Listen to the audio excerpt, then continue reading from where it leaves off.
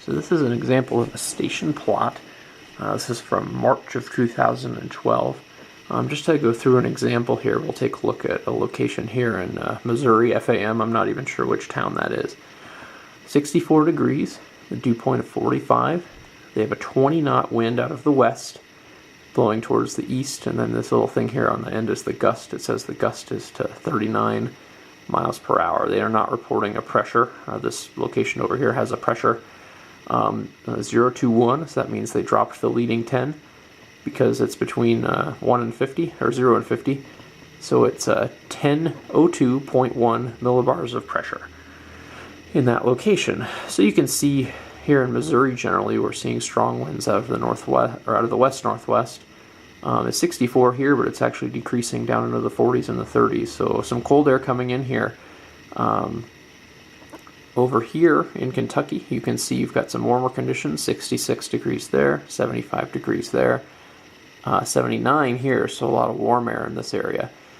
So in terms of finding a front, the first thing that I would do when you're trying to find a front is look for changes in wind direction. That's usually the quickest thing to look for. Changes in temperature would be right behind it.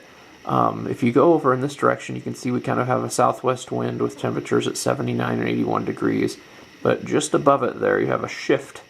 Instead of west-southwest, it's kind of a little bit more out of the north. You can see the temperatures are a little bit cooler there. So this would be an ideal location for there to be a cold front. And you can see there's lots of cold air coming in behind that front. So you can kind of analyze that cold front here, moving up in this direction, up into Illinois, where you've got 58 degrees there next to 43. So that's a pretty good contrast. You can kind of see how the winds are kind of blowing into this area, so this is a prime candidate for the low pressure. And just a quick look, it seems like this value here, which is 947, which means it dropped the leading 9, so that would be 994.7 millibars, seems to be the lowest pressure I can find, and it makes sense because you can kind of see the winds kind of swirling into that area like they would into a low pressure.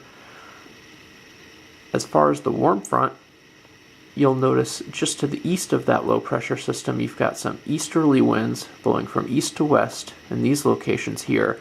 But right next to that, you've got some southerly winds. It's kind of messy because it looks like there's some thunderstorms ongoing, which are changing the winds locally. But you can see lots of southerly winds in this general area here, easterly and northeasterly winds above that. So I'd analyze the warm front in this area. So you've got a warm front in this area leading to a low pressure, and then a cold front trailing back down. So that's how you kind of analyze these charts to look to see where frontal features and low pressure systems are.